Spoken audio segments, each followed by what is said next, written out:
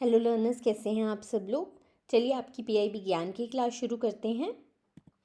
पहली न्यूज़ है जन विश्वास अमेंडमेंट ऑफ प्रोविजंस बिल 2025। तो ये बिल लोकसभा में 18 अगस्त को इंट्रोड्यूस किया गया था। देखिए करंटली जो हमारा पार्लियामेंट का सेशन है, मॉनसून सेशन, वो अब ख़त्म हो चुका है। जो बिल्स पास हो गए तो पैसेज का हमने पूरा प्रोसेस किया था पिछली क्लासेस में। दोनों हाउसेस पास करते हैं, फिर प्रेसिडेंट उसको एक्सटेंड देते हैं, तो बिल एक आपका लॉ बन जाता है। लेकिन अब जो बिल्स हैं कुछ इंट्रोड्यूस हुए थे, अब वो पार्लियामेंट्री कमिटीज़ को दे दिए जाते हैं, उन पर स्टडी होती है और वो नेक्स्ट सेशन में टेकअप किए जाते हैं। तो उन बिल्स के बारे में भी हम देख लेते हैं। तो ये बिल 18 अगस्त को लोकसभा में प्रेजेंट किया था हमारे union commerce and industry minister Piyush Goyal ji ने। तो सबसे पहले देखिए कैबिनेट के सामने बिल्स आते हैं, कैबिनेट अप्रूव करती है, फिर यूनियन हाउसेज में लाया जाता है। तो ये पहला हमारा जन विश्वास अमेंडमेंट ऑफ प्रोविजंस एक्ट था 2023। उसी में कुछ आगे और उन्होंने अमेंडमेंट्स की हैं, जैसे कि 183 प्रोविजंस थे जो ऑलरेडी, उन्हें डीक्रिमिनलाइज किया जाएगा across 42 central acts administered by 19 ministries and departments. तो ये इस बिल को लाया गया है, ये इसका बेसिकली पर्पज़ है और एम है। फीचर्स क्या हैं इस बिल के? तो डीक्रिमिनलाइजेशन, वो हमने ऊपर भी देखा। डीक्रिमिनलाइजेशन क्या होता है कि देखिए कोई भी एक चीज़ थी, अगर आप वो गलत करते तो पिछले एक्ट्स में क्या है, उसे क्रिमिनल एक्ट मानते हुए आपको जेल में डाल सकते हैं, आप पर पेनल्टी लगा सकते हैं। तो उसकी जो ग्रेविटी है ना, जैसे किसी भी आपने कोई एक्ट कमिट किया, क्राइम कमिट किया, उसकी जब ग्रेविटी को वो थोड़ा कम कर देते हैं कि इम्प्रिजनमेंट नहीं करेंगे, पेनल्टीज लगाएंगे, तो उसे हम डीक्रिमिनलाइजेशन बोलते हैं। And first time safe harbour भी रहेगा। तो 76 ऑफेंसेस अंडर 10 एक्ट्स इसमें लाए जा रहे हैं इस बिल में। जो ऑलरेडी देखिए ऑफेंसेस हैं हमारे उसमें, उनको सिर्फ डीक्रिमिनलाइज, मतलब कि उनकी सज़ाओं को थोड़ा हल्का किया जा रहा है। तो अगर उन ऑफेंसेस में कोई भी फर्स्ट टाइम वायलेशंस होती है तो सिर्फ एडवाइजरी वार्निंग्स दी जाएगी, पेनल्टीज नहीं लगेगी। पेनल्टीज़ जो हैं वो ग्रेजुएटेड रहेंगी, मतलब कि मानिए आपने पहली बार गलती की तो आपको वार्निंग मिलेगी, सेकंड टाइम आपको पेनल्टी लगेगी, थर्ड टाइम उससे ज़्यादा लगेगी। जितनी बार आप बढ़ाते जाएंगे आपकी पेनल्टी उतनी बढ़ती जाएगी। मतलब लोगों के मन में ये भी नहीं आना चाहिए ना कि हम गलती कर रहे हैं, क्या हुआ, पेनल्टी तो देनी है। नहीं, वो बढ़ती भी जाएगी और अल्टीमेटली इम्प्रिजनमेंट भी हो सकता है। ऐसा नहीं है कि बिल्कुल ही आपको कुछ हो नहीं होगा। लेकिन कुछ देखिए ऐसे ऑफेंसेस होते हैं जिसमें एकदम से राइट वे इम्प्रिजनमेंट की ज़रूरत नहीं होती है, वो बहुत छोटे क्राइम्स होते हैं। जो ये लॉज है ना, बहुत सारे कॉलोनियल एरा के बने हुए हैं, तो ऑब्वियसली वो उस टाइम वो बहुत ज़्यादा ग्रीवियस थी सज़ा, पर अब उसे विद टाइम इन्होंने उनकी सज़ा को, उसको डीक्रिमिनलाइजेशन करने की कोशिश की है। देन ऑटोमेटिक रिवीजन, यानी कि फाइन्स और पेनल्टीज़ जो हैं हर 3 साल बाद अपने आप 10% से बदल जाया करेंगे। उसके लिए उनको नेक्स्ट कोई अलग से एक्ट पास करने की, बिल लाने की ज़रूरत नहीं है। देन रिफॉर्म्स लाए जाएंगे टी एक्ट में, legal metrology act, motor vehicles act, drugs and cosmetics act, इन सब में देखिए चेंजेस लाए जाएंगे। जैसे ऊपर हमने बात की ना 42 सेंट्रल एक्ट्स, वही कुछ एग्जाम्पल है, इन एक्ट्स में चेंजेस लाए जा रहे हैं। देन इसमें 16 सेंट्रल एक्ट्स टारगेट करता है जो आपका 2025 बिल है, अक्रॉस 10 मिनिस्ट्रीज एंड डिपार्टमेंट्स, और 355 अमेंडमेंट्स की जाएंगी। और उसमें से 288 प्रोविजंस हैं जिसमें डीक्रिमिनलाइज किया जाएगा ऑफेंसेस को, और 67 प्रोविजंस लाए गए हैं फॉर ईज़ ऑफ लिविंग। तो देखिए अल्टीमेट एम क्या है, सब कुछ ease of living, ease of business के लिए ही किया जा रहा है। And new Delhi municipal council act and motor vehicles act 1988 में भी बहुत इम्प्रूवमेंट्स की जा रही हैं। कुछ एडिशनल इंसाइट्स देख लेते हैं। देखिए इस बिल के आने के बाद ease of living and doing business improve होगा, आपकी सिविल पेनल्टीज़ लगाई जाएंगी इंस्टेड ऑफ इम्प्रिजनमेंट। एंड इसकी वजह से देखिए गवर्नमेंट के जो ऑलरेडी लीगल बर्डन्स है ना, केसेस होते हैं, देखिए ऑब्वियसली हमारे ऑलरेडी इतना ज़्यादा पाइल्ड अपॉन है और इम्पॉर्टेंट इश्यूज़ हैं जिन पर ध्यान देना ज़्यादा ज़रूरी है। तो जो उनको लगता है कि उतने इम्पॉर्टेंट इश्यूज़ नहीं हैं, पेनल्टी देके वो उनको कम किया जा सकता है हमारी जुडिशरी से, तो उन्होंने वही ये कोशिश की है। और देखिए जो ऊपर न्यू दिल्ली म्यूनसिपल काउंसिल या फिर आपका एमसीडी के प्रपोजल्स लाए जा रहे हैं, उसमें प्रॉपर्टी टैक्स रिलेटेड रिफॉर्म्स लाई जाएंगी जिससे असेसमेंट उनका बहुत इजी हो जाएगा। एंड बिल जो है अभी सिलेक्ट कमेटी के पास भेजा गया है, और स्पीकर जो होते हैं हमारे पार्लियामेंट के, वो मेंबर्स अपॉइंट करेंगे सिलेक्ट कमेटी के, वो इसे स्टडी करते हैं, कोई चेंजेस अगर उनको लगता है तो वो उस पर रिकमेंडेशन देते हैं। और जो कैबिनेट है अगर मानना चाहे वो मान सकती है, और मानने के बाद वो फिर से बिल टेबल करती है और अगले सेशन में ये टेबल होकर पास हो जाएगा। चलिए नेक्स्ट है आईबीसी, जो आपका इंसॉल्वेंसी एंड बैंक्रप्सी कोड है। It boosts ease of doing business and asset realisation. 1194 companies successfully resolved under IBC, enabling realization of 3.89 lakh crore rupees by creditors. तो चलिए इसके हाइलाइट्स देख लेते हैं पीआईबी में। देखिए मैंने आपको कहा भी था कि पार्लियामेंट में क्वेश्चंस पूछे जाते हैं, उनके जवाब में जो हमारी मिनिस्ट्रीज होती है, डिपार्टमेंट्स होते हैं, वो प्रॉपरली आपको फिगर्स के साथ आंसर्स देते हैं। तो ये आप अपने एग्ज़ाम के आंसर्स में इनकॉर्पोरेट कर सकते हैं। और अब तो सेशन ख़त्म हो गया है आपका, तो फिर अब ये नहीं आएंगे, ये लास्ट ही है कि हम लोग ये सारा डेटा ऐसे हमें मिल पाएगा, फिर नेक्स्ट सेशन में हमें मिलेगा। चलिए हाइलाइट्स है कि एज ऑफ March 31, 2025 1194 कंपनीज़ को आईबीसी फ्रेमवर्क के अंतर्गत सक्सेसफुली रेजोल्यूशन मिल गया है। और क्रेडिटर्स जो हैं, क्रेडिटर्स देखिए क्या है, हमें पता ही है, जिन्होंने मेरी क्लासेस हम लोगों ने अकाउंटिंग में किया था, कि जिन्होंने पैसा उधार पे दिया होता है कंपनीज़ को। तो देखिए जब भी कंपनी बैंकरप्ट हो जाती है या इंसॉल्वेंट है, उसके पास पैसे ही नहीं बचे, तो क्रेडिटर्स केस करते हैं, जिससे उनके एसेट्स बेचकर कंपनी के सारा रेजोल्यूशन होता है और पैसे दिए जाते हैं जो भी क्रेडिटर्स हैं उनको। तो क्रेडिटर्स को 3.89 लाख करोड़ रुपीस दिए जा चुके हैं अभी तक इस रेजोल्यूशन से, amounting to 170% of the liquidation value and more than 93% of the fair value at the time these cases entered the IBC process. और इंडिया की जो फाइनेंशियल हेल्थ है, क्योंकि देखो जब रिजॉल्व हो जाता है ना, तो उससे क्या होता है, एनपी कम हो जाते हैं, तो इसी की वजह से ग्रॉस एनपीए भी हमारे नीचे आए हैं। इवन कि जब हमने पहले भी, अगर आप क्लासेस फॉलो करते हैं तो हमने सरकार ने बताया कि ग्रॉस एनपीए हमारा कम हुआ है, तो उसमें भी हमने आईबीसी के बारे में बात की थी।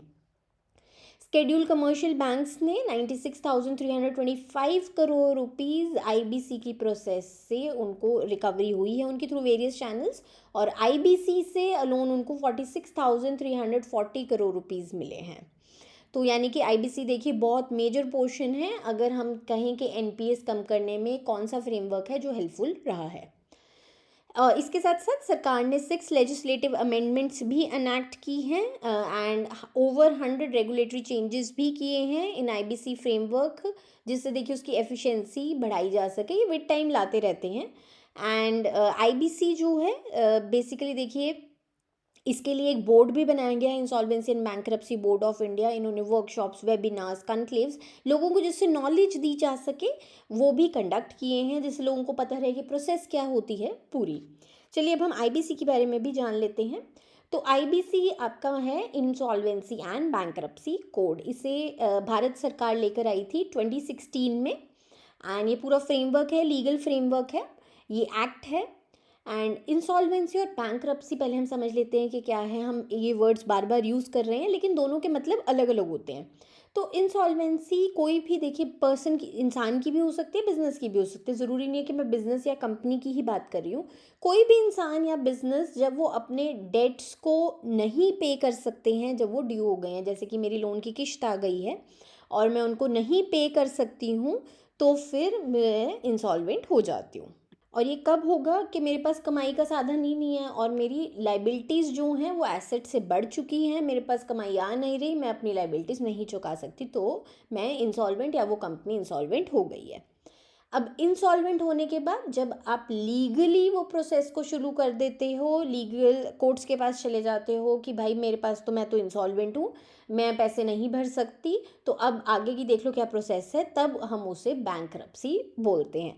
तो बैंकरप्सी इंसॉल्वेंसी की ही लीगल प्रोसेस को बोला जाता है, जहाँ पे इंडिविजुअल या बिजनेस एक्सेप्ट कर लेता है, अपने आप को डिक्लेयर कर देता है कि मेरे पास तो पैसे नहीं हैं, और कोर्ट्स फिर आगे पूरा प्रोसेस कंडक्ट करती हैं आईबीसी एक्ट के अंतर्गत कि कैसे क्रेडिटर्स को पे करना है। और जो ये आपका कोड है, ये कंपनीज, इंडिविजुअल्स, पार्टनरशिप फर्म्स सब पे एप्लीकेबल है। और इसमें जो क्रेडिटर्स होते हैं आपके, बेसिकली उनको बहुत एम्पावर किया गया है इस कोड के अंतर्गत, जिससे वो अपना पैसा इन डिफ़ॉल्टिंग बोरोवर्स से ले सके। और कोई भी फाइनेंशियल और ऑपरेशनल क्रेडिटर दोनों इंसॉल्वेंसी को ट्रिगर कर सकते हैं और ये बैंकरप्सी की प्रोसीडिंग्स शुरू करवा सकते हैं किसी भी कंपनी के अगेंस्ट। देखो, दो तरह के क्रेडिटर्स होते हैं, फाइनेंशियल और ऑपरेशनल। फाइनेंशियल तो वो हो गए बैंक्स वगैरह जिनसे मैंने पैसों में लोन लिया हुआ है। ऑपरेशनल जैसे कि मेरे सप्लायर्स जिनसे मैंने सामान लिया हुआ है और उनको मैंने पैसा देना है, तो वो ऑपरेशनल क्रेडिटर्स हो जाते हैं। दोनों का राइट बनता है। चलिए की टाइमलाइंस देख लेते हैं इस कोड में जो स्पेसिफाइड है। तो सबसे पहले आपका जो NCLT है, नेशनल कंपनीज लॉ ट्रिब्यूनल, उसमें ही ये केस आपके टेकअप किए जाते हैं कंपनीज के अगेंस्ट अगर वो इंसॉल्वेंट होती है। तो NCLT को 14 डेज में डिसाइड करना होता है कि हमें ये केस लेना है या नहीं लेना है। अगर डिलेड होता है तो उनको राइटिंग में लिख के देना है कि आप डिलेड 14 दिन में आपने डिसाइड क्यों नहीं किया। फिर एक वो पूरा प्रोसेस शुरू करते हैं जिसे हम लोग बोलते हैं आपकी कॉरपोरेट इंसॉल्वेंसी रेजोल्यूशन प्रोसेस। और इसमें क्या है, 180 डेज़ में एप्लीकेशन जैसे 14 दिन में आपकी सबमिट हुई, उसके बाद 180 डेज़ में आपको प्रोसेस को कंप्लीट करना है। और इस 180 डेज़ को आप 90 डेज़ से सिर्फ एक बार एक्सटेंड कर सकते हो, यानी कि 270 डेज़ ही हो सकता है मैक्सिमम। पर एक्सटेंशन को आपको पूरा जस्टिफाई करना है और कमिटी ऑफ क्रेडिटर्स बनती है, जितने भी क्रेडिटर्स होंगे ना उस कंपनी की, उसकी कमेटी, उनसे अप्रूव करवाना है। और इंसॉल्वेंसी की जो प्रोसीडिंग्स हैं, अब अगर 270 भी आपने ले ली, लेकिन इन्होंने अभी रिसेंटली आपकी अमेंडमेंट्स हुई थी 2019 में, उसमें इसको बढ़ा के 330 डेज़ कर दिया है कि मैक्सिमम 330 डेज़, उससे आगे तो किसी भी हालत में नहीं जाना। That is the absolute number of days. 330 days के बाद जो अनसॉल्व केसेस हैं वो लिक्विडेशन में ऑटोमेटिकली मूव हो जाएंगे, आपने उस पर डिसीजन लिया है चाहे नहीं लिया है। सो लिक्विडेशन प्रोसेस आपका 180 डेज़, और इसको 90 डेज़ से हम एक्सटेंड कर सकते हैं, लेकिन कमिटी ऑफ क्रेडिटर्स को उसे अप्रूव करना पड़ेगा। और अगर NCLAT के आप डिसीजन से सेटिस्फाइड नहीं हैं कोई भी तो पार्टी, तो फिर वो NCLT के डिसीजन को NCLAT में लेकर जा सकते हैं, जो कि आपका national companies law appellate tribunal section 61 के अंतर्गत। और आपको NCLT के डिसीजन के 30 डेज़ के अंदर ही इसको एपिलेट ट्रिब्यूनल में अपील लगानी होगी। और आपको, और अगर मानो 30 दिन में नहीं लगा पाते हो तो एडिशनल 15 डेज़ भी मिल जाते हैं, लेकिन आपको सफिशिएंट कॉज फॉर डिले देना पड़ेगा। देखो, लॉ में ना हर चीज़ के लिए दी होती है एक्सेप्शन, पर ऑब्वियसली उसका आपके पास रीज़न होना चाहिए प्रॉपर। नेक्स्ट इंपॉर्टेंट गाइडलाइंस, तो क्रेडिटर्स कमिटी एम्पावरमेंट, तो इसके अंतर्गत एक कमिटी ऑफ क्रेडिटर्स जिसकी हमने पीछे बात भी की थी वो बनाई जाती है, और वही एक्सटेंशंस को, रेजोल्यूशन प्लान्स को, और जो भी स्ट्रैटेजीज CIRP के अंडर बनाई जाती हैं, जो अभी हमने प्रोसेस देखा, उसे अप्रूव वही करेंगे। एंड जितनी भी अथॉरिटीज़ हैं और इंसॉल्वेंसी प्रोफेशनल्स हैं, देखिए अपॉइंट किए जाते हैं आपकी पूरी इस प्रोसेस के टाइम। इंसॉल्वेंसी प्रोफेशनल्स भी अपॉइंट किए जाते हैं, तो उनको प्रॉपर्ली लीगल टाइमलाइंस सबको फॉलो करना होता है। और देखिए, जो भी अगर मानिए किसी भी क्रेडिटर ने प्रॉपर प्रूफ के साथ, जैसे मानिए बैंक है, उनके पास प्रूफ है कि हाँ मुझे किस्त नहीं आई है, उन्होंने डॉक्यूमेंट्स दिए हैं, तो वो कंक्लूसिव प्रूफ माना जाता है। और फ्रेमवर्क क्या रहता है, सबसे पहले आपके इंसॉल्वेंसी रेगुलेटर है, जो कि आपका insolvency and bankruptcy board of India है। वो पूरी जो इंसॉल्वेंसी प्रोसेस है सारे कोर्ट्स में, वो इससे ही रेगुलेट करते हैं, मतलब वो रेगुलेटिंग अथॉरिटी है एक तरह से इस पूरे कोड की। देन आपकी एडजुडिकेशन अथॉरिटीज़ रहती हैं NCLT, जो कि आपका नेशनल कंपनी लॉ ट्रिब्यूनल है, वो कंपनीज और LLPs के लिए है। और सेम प्रोसेस अगर आपको इंडिविजुअल्स या पार्टनरशिप्स के लिए करनी है तो वो कहाँ जाती है, वो आपकी DRT में जाती है, यानी कि डेट रिकवरी ट्रिब्यूनल में जाती है। ये बात आप याद रखना। और इंसॉल्वेंसी प्रोफेशनल्स होते हैं जो कि लाइसेंस्ड प्रोफेशनल्स होंगे, जो पूरा ये जो इंसॉल्वेंसी प्रोसेस है, जो CIRP हम लोगों ने अभी पीछे स्टडी किया है, उसको मैनेज करते हैं, सारे एसेट्स देखते हैं, और उसके बाद उसकी रेजोल्यूशन, उनको बेचना कैसे है, रिकवरी कैसे आ रही है, वो सारी प्रोसेस को वो देखते हैं।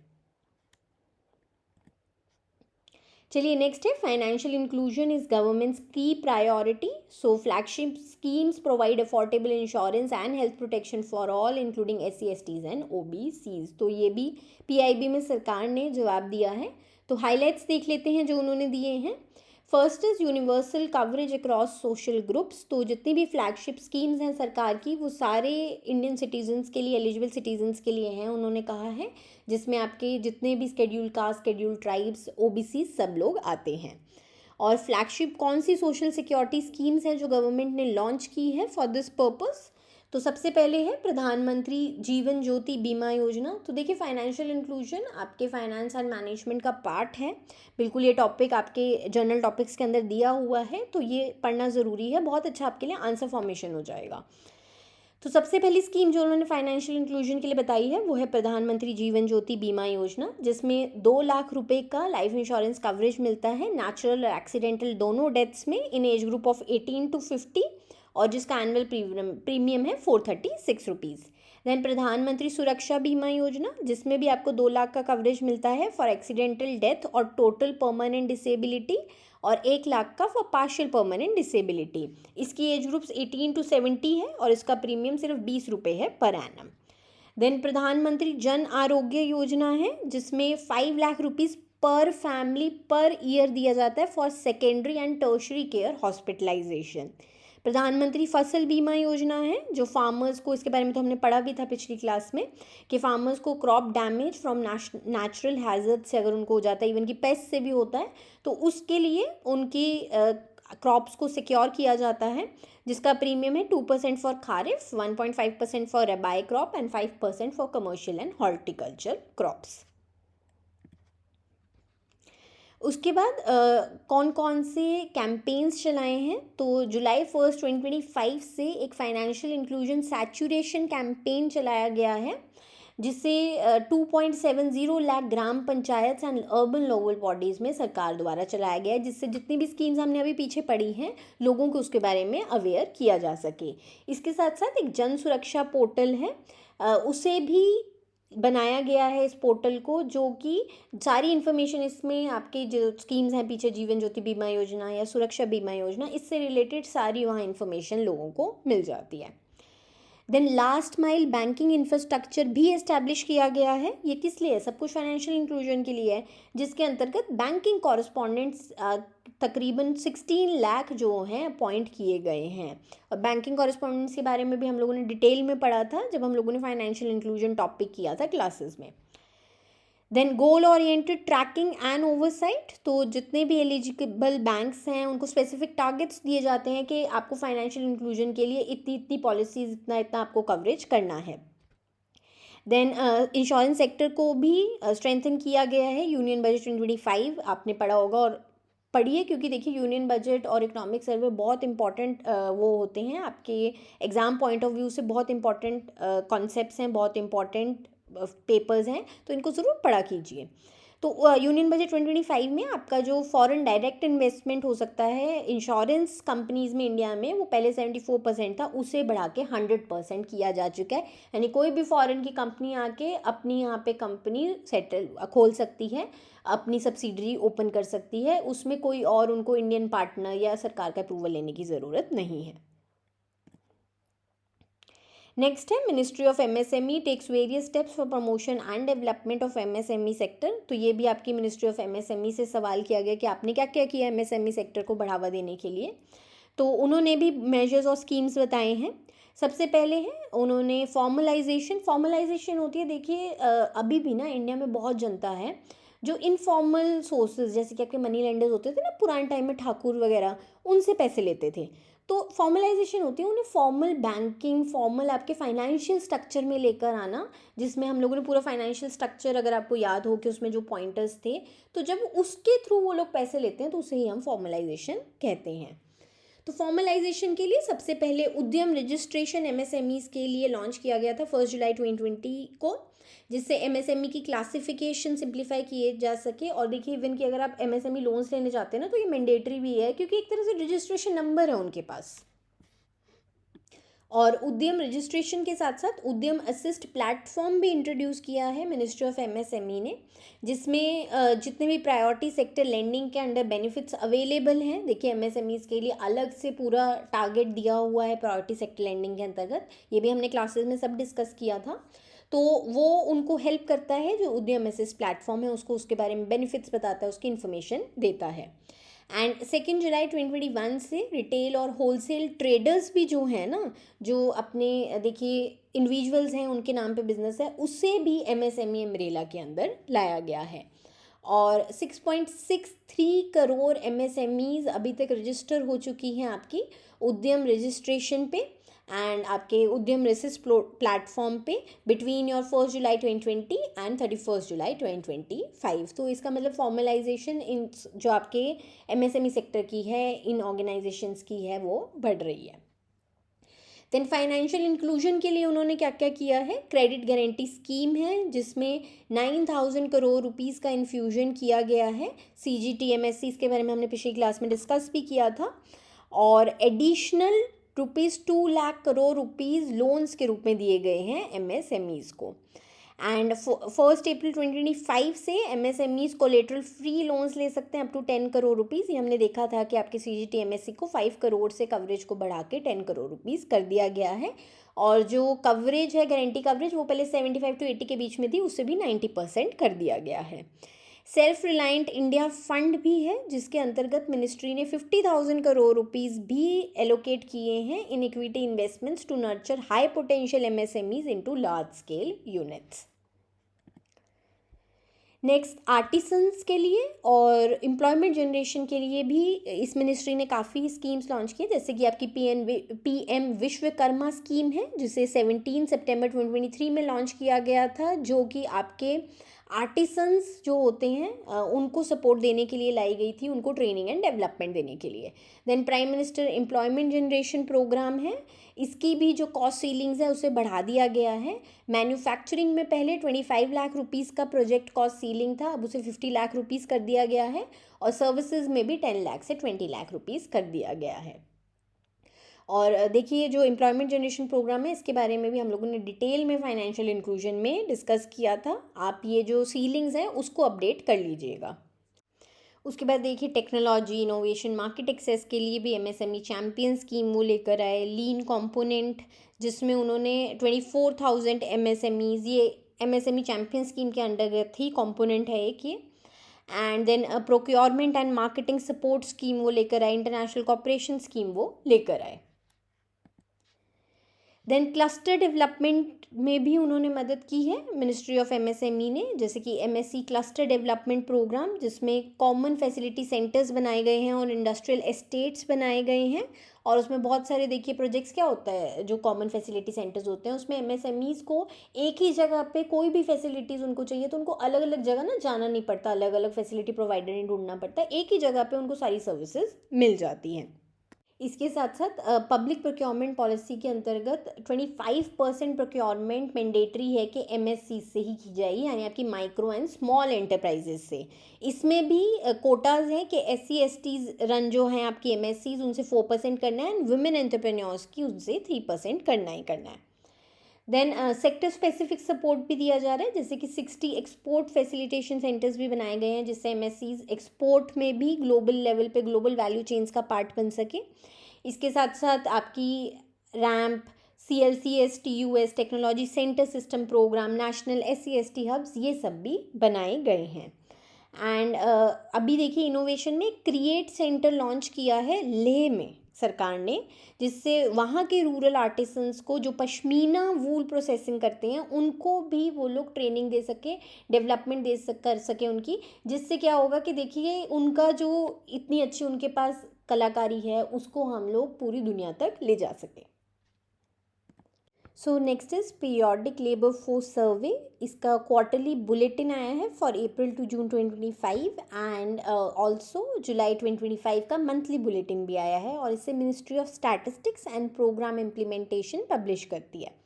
तो जो आपका क्वार्टरली बुलेटिन आया है अप्रैल टू जून, उसमें जो लेबर फोर्स पार्टिसिपेशन रेट है, तो LFPR जिसे बोलते हैं, वो बेसिकली 15 साल या उससे ऊपर के जो भी लोग हैं हमारे देश में, वो लोग लेबर फोर्स में उनका पार्टिसिपेशन क्या है ये बताते हैं।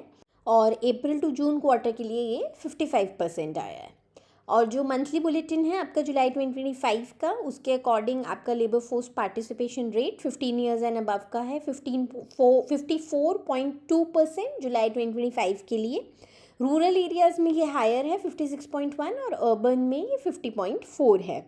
और मेल्स में रूरल एरियाज़ में ये 78.1 है और अर्बन एरियाज़ में 75, और फीमेल्स के लिए रूरल एरियाज़ में ये 35.2% है। तो आप देख ही रहे हो कि देखो रूरल में अर्बन से हायर है और मेल्स के अंदर फीमेल से हायर रहता है आपका LFPR। नेक्स्ट है कोऑपरेटिव बैंक्स इन इंडिया। तो इसके बारे में भी क्वेश्चन पूछा गया था पार्लियामेंट में, तो उन्होंने पूरा आपके कोऑपरेटिव बैंक्स के स्ट्रक्चर और सारी परफॉर्मेंस वगैरह के बारे में बताया, वो भी देख लेते हैं। स्ट्रक्चर एंड सुपरविजन में तो अप्रॉक्सीमेटली आपके 1457 अर्बन कोऑपरेटिव बैंक्स हैं हमारी कंट्री में, 34 स्टेट कोऑपरेटिव बैंक्स हैं, 351 डिस्ट्रिक्ट सेंट्रल कोऑपरेटिव बैंक्स हैं और 1 इंडस्ट्रियल कोऑपरेटिव बैंक है जो कि तमिलनाडु इंडस्ट्रियल कोऑपरेटिव बैंक है। जो आपके कोऑपरेटिव बैंक्स हैं उन्हें कोऑपरेटिव सोसाइटीज़ एक्ट, जो हर स्टेट की अपनी अपनी होती है, तो जो हम लोगों ने स्टेट कोऑपरेटिव बैंक्स देखे ना, तो हर स्टेट की अपनी अपनी होती है। अगर कोई मल्टी स्टेट है कि एक से ज़्यादा स्टेट में चलेंगे तो वो multi state cooperative societies act उसके अंदर अपने आप को रजिस्टर करता है और इन्हें आरबीआई और नाबार्ड मिलके रेगुलेट करते हैं और इन्हें लाइसेंस किया जाता है under banking regulation act 1949। Financial performance इनकी, लोन्स जो हैं कोऑपरेटिव बैंक्स ने मार्च 2020 तक 7.85 लाख करोड़ के दिए थे और मार्च 2025 तक ये बढ़ के 11.33 लाख करोड़ हो चुका है। तो देखिए कोऑपरेटिव बैंक्स भी क्या हैं, फाइनेंशियल इंक्लूजन का ही एक तरीका है कि आप लास्ट माइल तक बैंकिंग सर्विसेज पहुंचा सको। उसके साथ साथ डिजिटल इंटीग्रेशन और आधार सर्विसेज, इसमें भी अभी कुछ देखिए लेटेस्ट अपडेशंस की गई हैं, एमओयूज भी साइन किए गए हैं, तो ये वो सबका ये है बारे में इंफॉर्मेशन। तो सर्विस डिलीवरी और फाइनेंशियल इंक्लूजन को बढ़ाने के लिए 380 कोऑपरेटिव बैंक्स में आधार बेस्ड ऑथेंटिकेशन सर्विसेज लाई जा रही हैं और ये in collaboration with obviously UIDAI होगा, नाबार्ड एंड एनपीसीआई। इससे क्या होगा, देखो जो केवाईसी करते हैं, आप अगर बैंक्स में जाते हो तो आपका देखा आपका अंगूठा लगा के आपका पूरा उनके पास केवाईसी आ जाता है, उसे हम केवाईसी बोलते हैं। तो उससे क्या होगा, देखिए जब कोऑपरेटिव बैंक्स में भी केवाईसी यूज़ होगा तो आप बिल्कुल पक्के हो सकते हो कि हाँ यही ऑथेंटिक ये अकाउंट होल्डर हैं और वो कुछ भी पैसे निकलवाने आते हैं उनके खाते में, डायरेक्ट बेनिफिट डीबीटी स्कीम के ट्रांसफ़र होते हैं, तो आपको पता है कि वो सही इंसान तक पहुंच रहे हैं। Then computerisation and ERP integration with PACS. PACS होती हैं आपकी प्राइमरी एग्रीकल्चर कोऑपरेटिव सोसाइटीज़, तो उनके साथ भी इंटीग्रेशन किया जा रहा है कोऑपरेटिव बैंक्स का। तो ये एक सेंट्रली स्पॉन्सर्ड प्रोजेक्ट है फॉर कंप्यूटराइजेशन ऑफ पैक्स। जितने भी फंक्शनल पैक्स हैं उनको enterprise resource planning based common national software हमारी कंट्री में एक बनाया जाएगा और उन पे सारे पैक्स को लाया जाएगा और फिर इस जो ये कॉमन नेशनल सॉफ्टवेयर है इसको इंटीग्रेट किया जाएगा with state cooperative banks and district central cooperative banks through NABARD. देखो इससे क्या होगा, पैक्स के जो भी मेंबर्स हैं उनका जब सारा कुछ कॉमन आपके नेशनल सॉफ्टवेयर पे अवेलेबल है तो आगे बैंक्स को भी अगर उनको कुछ भी लोन्स देने, कुछ भी सर्विसेज प्रोवाइड करनी है तो उनके पास उनका सारा इन्फॉर्मेशन आराम से फ्लो कर जाएगा। Then strengthening governance and operational efficiency, उसके लिए आपके गवर्नमेंट ने national urban cooperative finance and development corporation को एस्टैब्लिश किया है। ये एक तरह से कि अम्ब्रेला ऑर्गेनाइजेशन है कोऑपरेटिव फाइनेंस कोऑपरेटिव बैंक्स के लिए हमारी कंट्री में। और इसको क्यों एस्टैब्लिश किया गया है, जिससे data security and cyber security, तो देखो कोऑपरेटिव बैंक्स में भी अगर लोगों का डेटा है इतना कुछ है तो उसमें भी ये चीज़ें बढ़ाने की ज़रूरत है। And it promotes interoperability among cooperative banking system, तो यानी कि इसी ऑर्गेनाइजेशन का आपका जो हमने ऊपर ईआरपी इंटीग्रेशन की बात की है उसमें भी इस ऑर्गेनाइजेशन का बहुत इंपॉर्टेंट रोल रहेगा और ये एक्सेलरेट करता है डिजिटाइजेशन ऑफ कोऑपरेटिव बैंक्स। आगे हाउसिंग लोन में भी इन्हांसमेंट्स की गई हैं। तो आरबीआई यानी कि रिजर्व बैंक ऑफ इंडिया ने अभी जो इंडिविजुअल हाउसिंग लोन लिमिट्स थी ना जो कोऑपरेटिव बैंक्स दे सकते थे उनको भी बढ़ाया है।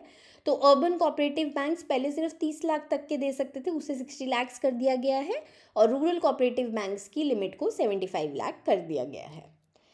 ऑपरेशनल फ्लेक्सिबिलिटी को बढ़ाने के लिए भी गवर्नमेंट ने कुछ लिए हैं मेजर्स। वो क्या क्या है, ब्रांच एक्सपेंशन। तो पहले क्या होता था ना कि यूसीबीज को ब्रांच कोई भी खोलने के लिए आरबीआई से अप्रूवल लेना होता था। अब क्या है, वो अगर एक फाइनेंशियल ईयर में अपने 10% या फिर मैक्सिमम 5, मतलब इनमें से जो भी लोअर होगा उतने नंबर ऑफ ब्रांचेस वो खोल सकते हैं किसी भी एक फाइनेंशियल ईयर में। और ये 10% किसका है, जो उनकी पिछले साल भी ब्रांचेस थी उसका, तो उतने वो विदाउट आरबीआई अप्रूवल खोल सकते हैं। उस अब क्या देखो अप्रूवल नहीं लेना तो वो प्रोसेस उतनी ज़्यादा फास्ट हो जाती है। देन डोर स्टेप बैंकिंग देने के लिए यूसीबीज को क्या है कि आप door step cash withdrawal, cash deposit, know your customer, demand drafts, life certificate for pensioners, इन सब से related door step banking services दे सकते हो। देन कोऑपरेटिव बैंक्स अब क्या हैं, बोर्ड अप्रूव्ड पॉलिसीज़ भी लेकर आ सकते हैं for one time settlements of outstanding loans, जिसको OTS स्कीम भी कहते हैं। और ये मैं आपको पहले भी समझाई थी क्लासेस में कि इसमें एक बारी में पैसा देके आपका मानिए लोन 1 लाख रुपए का खड़ा है कि तो बैंक अपनी बोर्ड अप्रूव करता है कि इनसे आप 70% ले लीजिए, 60% ले लीजिए और लोन को ख़त्म कीजिए, हालांकि उनकी रिपोर्ट में वो सेटल्ड दिखाएगा। तो ये ऑलरेडी आपके कमर्शियल बैंक्स में थी, कोऑपरेटिव बैंक्स भी अब इसे ला सकती हैं। और जो आपके प्रायोरिटी सेक्टर लेंडिंग टारगेट्स हैं वो भी देखिए UCBs के लिए ज़्यादा होते हैं एज़ कम्पेयर टू जो आपके कमर्शियल बैंक्स हैं। तो UCBs के लिए जो PSL टारगेट्स को अचीव करने का टाइमलाइन है उसे भी एक्सटेंड कर दिया गया है अंटिल March 31, 2026। इसके साथ साथ एक सहकार सारथी है, ये आप नाबार्ड ने बनाया है, नाबार्ड सेटअप कर रहा है। सहकार सारथी क्या रहेगा, एक शेयर्ड सर्विस एंटिटी है फॉर रूरल कोऑपरेटिव बैंक्स। इससे क्या होगा देखिए, जितने भी रूरल कोऑपरेटिव बैंक्स हैं ना उनके लिए बहुत सारी सर्विसेज अवेलेबल होगी टेक्नोलॉजिकल बेसिकली, जिससे उनका इंफ्रास्ट्रक्चर बेटर होगा और वो सारी सर्विसेज अवेल करके वो बेटर बैंकिंग सर्विसेज आगे अपने कस्टमर्स को दे पाएंगे। नेक्स्ट है index of 8 core industries for जुलाई 2025। तो ये दिया गया है और जो बेस ईयर है आपका 8 कोर इंडस्ट्रीज़ के लिए वो है 2011-12। और देखिए हमने पढ़ा भी था, अगर आपको याद हो जिन्होंने क्लासेस मेरी ली हैं फाइनेंस एंड मैनेजमेंट की, कि हमने IIP पढ़ा था इंडेक्स ऑफ इंडस्ट्रियल प्रोडक्शन, तो उसी में 8 कोर इंडस्ट्रीज़ हमने अलग से देखी थी कि उसका अलग से इंडेक्स निकलता है। तो जो आपका जुलाई 2025 के लिए है वो प्रोविजनल डेटा है अभी, ये 2% से बढ़ गया है आपका इंडेक्स ऑफ 8 कोर इंडस्ट्रीज़। और देखिए 8 इंडस्ट्रीज़ आपकी जो कोर इंडस्ट्रीज़ हैं वो coal, crude oil, natural gas, refinery, fertiliser, steel, cement, electricity, ये सब आती हैं। और IIP जो आपका इंडेक्स ऑफ इंडस्ट्रियल प्रोडक्शन है उसमें ये 8 कोर इंडस्ट्रीज़ का जो वेटेज रहता है ना वो 40.27% का रहता है। देखिए बहुत ज़्यादा है, इसीलिए इनका अलग से भी निकाला जाता है।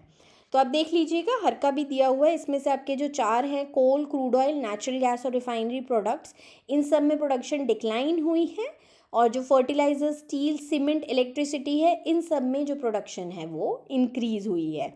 और अप्रैल टू जुलाई के लिए अगर क्यूमुलेटिव ग्रोथ रेट देखा जाए वो 1.6% है।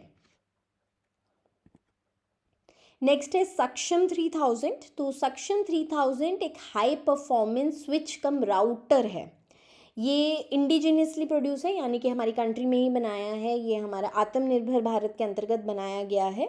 और इसे डिज़ाइन किया है centre for development of telematics, जिसे CDOT भी बोलते हैं, जो डिपार्टमेंट ऑफ टेलीकम्युनिकेशन के अंतर्गत आता है। और जो सक्षम 3000 है ये बेसिकली देखिए डिजिटल जो हमारा ट्रैफिक है ना, और देखो जैसे पॉपुलेशन बढ़ रही है, लोगों के सबके हाथ में डिवाइसेस आ रहा है, धीरे धीरे आपका डिजिटल ट्रैफिक बढ़ेगा ही बढ़ेगा। अब उनको सीमलेस सर्विसेज प्रोवाइड करनी है, इतना जो वास्ट अमाउंट का डेटा है उसको टाइमली कि आप फ़ोन चलाएं और आपके पास फटाफट सारा कुछ डेटा आ जाए, वो कैसे होगा जब हमारे पास उतने स्ट्रॉन्ग राउटर्स होंगे। और उसी के लिए सक्षम 3000 को बनाया गया है। इसकी डेटा हैंडलिंग कैपेसिटी बहुत ज़्यादा है, 25.6 टेराबिट्स पर सेकेंड ये हैंडल कर सकता है। एंड इसमें बहुत सारे नेटवर्क कनेक्शन स्पीड्स को ये सपोर्ट करता है, ranging from 1 gigabit per second to 400 gigabits per second. और देखिए जितने भी टेलीकॉम इक्विपमेंट रैक्स हैं उसमें इसका स्टैंडर्ड साइज़ है कि स्टैंडर्डली ये फिट हो सकता है कहीं पे भी, एंड ईज़ी टू इंस्टॉल रहेगा, ईज़ी टू यूज़ रहेगा। और बहुत देखिए इसका बेनिफिट रहेगा क्योंकि 6G आने वाला है, अभी हम 5G पे हैं, तो अभी हमें 6G टेक्नोलॉजी भी जानी है आगे, तो उसके लिए तो और ज़्यादा स्पीड हमें चाहिए, तो उतने ही हमें स्ट्रॉन्ग राउटर्स भी चाहिए। चलिए नेक्स्ट है अग्नि 5 इंटरमीडिएट रेंज बैलिस्टिक मिसाइल। तो इसे सक्सेसफुली टेस्ट किया गया है integrated test range Chandipur Odisha से। और इसके फीचर्स देख लेते हैं। इसकी रेंज रहेगी 5000 किलोमीटर, तो ये एशिया इंक्लूडिंग नॉर्थ चाइना तक आप इससे स्ट्राइक कर सकते हैं। एंड इसकी जो वॉरहेड कैपेसिटी है कि आप इसमें कितना एक वॉरहेड डाल सकते हैं, पेलोड डाल सकते हैं, nuclear payload up exceeding 1 ton ये कैरी कर सकता है। जो इंजन है वो 3 स्टेज सॉलिड फ्यूल्ड इंजन है, एंड इसको किसी भी रोड मोबाइल कैनिस्टर पर लगाकर आप इसे डिप्लॉय कर सकते हैं और उसके बाद इसको सक्सेसफुली वहाँ से फायर कर सकते हैं। और एक्यूरेसी इसकी जो है, इसमें बहुत एडवांस्ड एवियनिक्स और सेंसर सिस्टम लगे हैं, जिससे बिल्कुल ये हाई प्रिसीजन स्ट्राइक्स के लिए यूज़फुल है। देन नेक्स्ट है UIDAI on board Starlink for Aadhaar based customer verification. तो UIDAI ने पार्टनर किया है Starlink satellite communications private limited के साथ, जिससे जो आधार बेस्ड कस्टमर वेरिफिकेशन होती है, अभी इंटरनेट सर्विसेज के थ्रू होती है, उसे सैटेलाइट इंटरनेट सर्विसेज के थ्रू किया जा सके, जिससे वो बिल्कुल सीमलेस, सिक्योर और पेपरलेस एक्सपीरियंस बन जाए कस्टमर्स के लिए। चलिए नेक्स्ट है, union minister doctor Jitendra Singh launches book on wait loss revolution. तो ये बुक उन्होंने लॉन्च की है, जिसका नाम है the weight loss revolution, weight loss drugs and how to use them. तो देखिए आजकल बहुत सारे ड्रग्स हैं जो यूज़ हो रहे हैं, आपने शायद पढ़ा भी होगा उनका नाम, तो उनको यूज़ करना चाहिए नहीं, या उनके क्या साइड इफ़ेक्ट्स हैं, उसके बारे में ये बुक है, जिसे ऑथर किया है एंडोक्रिनोलॉजिस्ट डॉक्टर अम्बरीश मित्तल जी ने और मिस्टर शिवम विज जी ने। नेक्स्ट है मिस भाविना पटेल, जो असिस्टेंट डायरेक्टर हैं आपके ESIC में। उन्होंने ITTF वर्ल्ड पैरा इवेंट्स जो स्पोकेन USA में हुए थे, उसमें उन्होंने मेडल्स जीते हैं। तो पहले उन्हें सिल्वर मेडल मिला है ITTF world para future event में in women singles class 4-5 category में। दूसरा उन्हें गोल्ड मेडल मिला है ITTF world para elite event में इन दी सेम कैटेगरी। तो देखिए बहुत हमारे लिए फ़ख्र की बात है, और क्योंकि देखिए उनको दोनों ये मेडल्स मिले हैं, उन्होंने इतनी अच्छी परफॉर्मेंस की है, उन्हें नंबर 1 पोजीशन भी मिली है ITTF world rankings for women singles wheelchair classes में। तो देखिए बहुत हमारे लिए अच्छी बात है, और वो फर्स्ट एवर इंडियन भी बन गई हैं, जो कि पैरा टेबल टेनिस प्लेयर बनी हैं to top the world rankings. तो आप ये याद रखिए कि वैसे भी देखिए हम लोगों को पता होना चाहिए कि कौन कौन हमारी कंट्री से हैं जो गेम्स में जाके, एथलेटिक्स में, इन सब में हमारी कंट्री को प्राउड कर रहे हैं।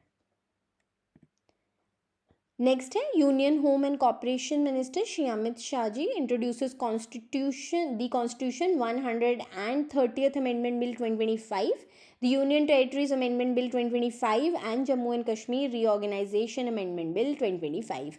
तो ये 3 बिल्स हैं उन्होंने इंट्रोड्यूस किए थे, पर अब क्योंकि सेशन ही ख़त्म हो गया है, तो ऑब्वियसली अब जब नेक्स्ट सेशन होगा तो उसमें ये बिल्स किए जाएंगे। अभी उन्होंने इंट्रोड्यूस कर दिए थे, ये कमिटीज़ के पास गए हैं, अब उन पे स्टैंडिंग कमिटीज़ अपना विचार रखती हैं, और फिर उसके बाद ये नेक्स्ट सेशन में आएंगे।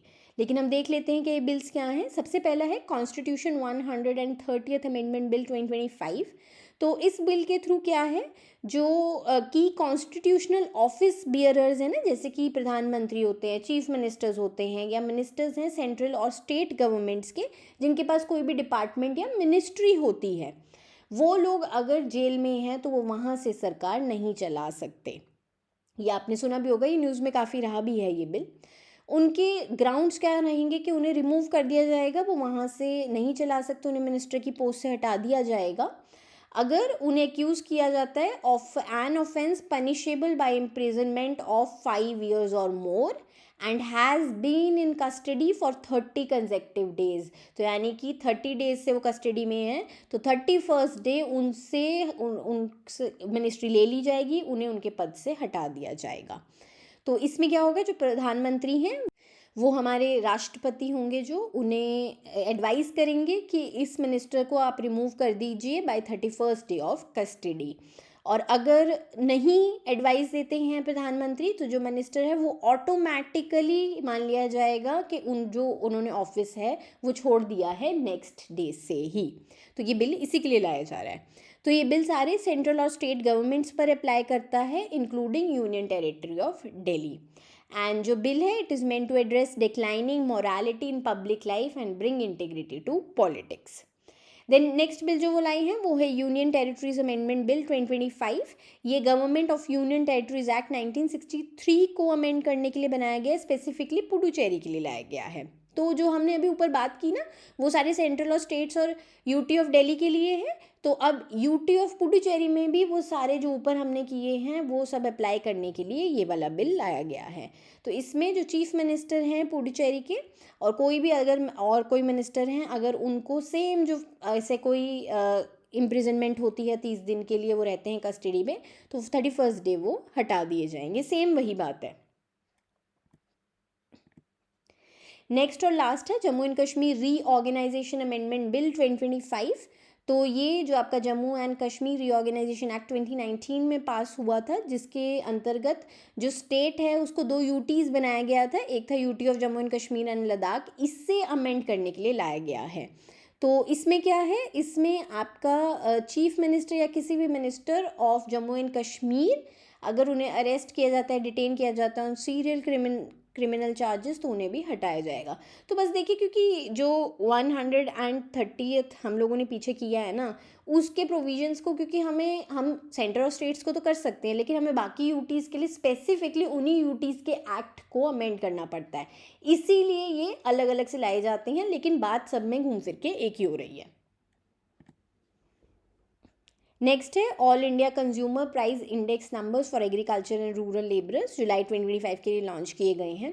तो देखो, इससे पहले हम लोग CPI जो कंबाइंड है रूरल और आपका अर्बन है, वो सब हम पिछली क्लास में डिस्कस कर चुके हैं जुलाई 2025 के लिए। अगर आपने नहीं देखा है तो लिख लो, हर मंथ के कहीं ना कहीं नोट डाउन करते जाओ, क्योंकि आपके एग्जाम में पूछ लेते हैं स्पेसिफिकली किसी भी मंथ का।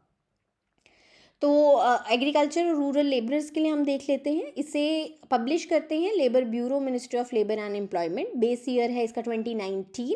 तो ये अपडेट कर दिया गया, इसे आप अपने नोट्स में भी अपडेट कर लीजिएगा अगर किसी ने नहीं किया है।